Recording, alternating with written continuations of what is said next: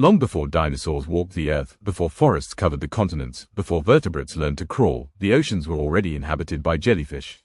They are among the oldest surviving animals on the planet, drifting through Earth's waters for more than 500 million years. Their design is so efficient, so fundamentally aligned with the physics of water, that evolution never needed to reinvent them. Jellyfish are not fish. They are not even close. They belong to the phylum Cnidaria, an ancient lineage defined by radial symmetry, gelatinous bodies, and specialized stinging cells known as cnidocytes.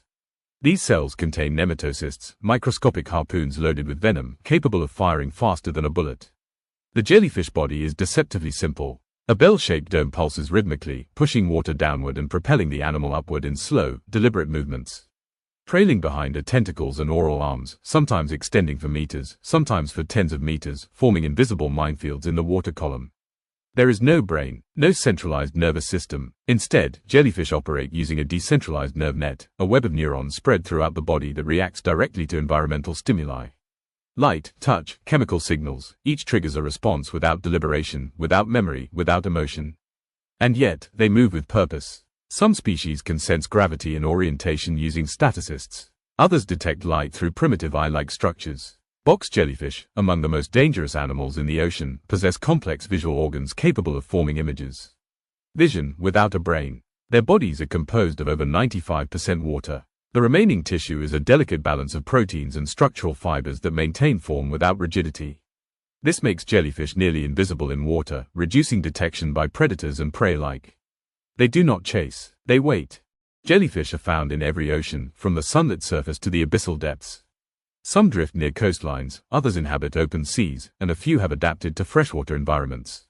Their distribution is global, and their populations are expanding. This expansion is not accidental. Jellyfish thrive in conditions that challenge other marine life. Low oxygen levels, warming waters, overfishing, and pollution, all factors that reduce competition and predators, favor jellyfish survival. Where ecosystems collapse, jellyfish often remain. Feeding is passive but effective. As jellyfish drift, tentacles capture plankton, fish larvae, crustaceans, and sometimes small fish. Upon contact, nematocysts discharge instantly, injecting venom that paralyzes prey. The immobilized organism is then transported to the mouth, which also functions as an anus. One opening, multiple purposes. Digestion occurs in the gastrovascular cavity, where enzymes break down food and nutrients diffuse directly into tissues. Waste exits the same way it entered. Efficiency over complexity. Reproduction is equally unconventional. Jellyfish possess one of the most complex life cycles in the animal kingdom. They alternate between sexual and asexual phases, existing as free-swimming medusae, bottom-dwelling polyps, and intermediate larval stages. After sexual reproduction, fertilized eggs develop into planular larvae, which settle on solid surfaces and transform into polyps.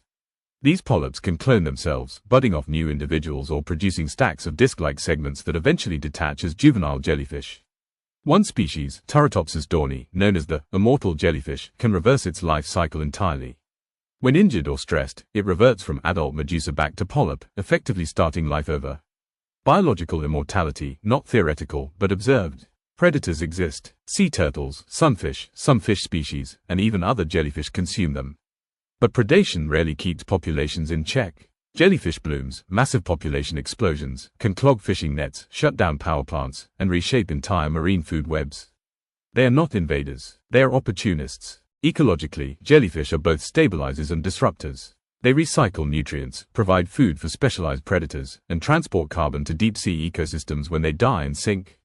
At the same time, excessive blooms can outcompete fish for plankton, reducing fish recruitment and altering commercial fisheries. Human interaction with jellyfish is ancient and ongoing. Coastal cultures have harvested edible species for centuries. In some Asian cuisines, jellyfish are considered delicacies, prized for texture rather than flavor. But danger defines modern perception. Species like the box jellyfish, Chironex fleckeri, possess venom potent enough to stop a human heart within minutes. The irukandji jellyfish causes a syndrome of extreme pain, nausea, hypertension, and psychological distress disproportionate to its tiny size. Despite this, jellyfish are not aggressive. They do not hunt humans. Encounters are accidental, collisions between drifting bodies and unaware swimmers. Climate change is accelerating the dominance. Warmer oceans increase reproduction rates. Acidification has little effect on gelatinous bodies. Overfishing removes competitors and predators. Coastal development provides artificial surfaces for polyp attachment. Jellyfish are not adapting to the future. They are already built for it. Their lack of complexity is their greatest strength. No brain to overheat, no bones to dissolve, no lungs to suffocate, just water, nerves, venom, and time. They have witnessed mass extinctions come and go, and they remain silent, drifting, eternal.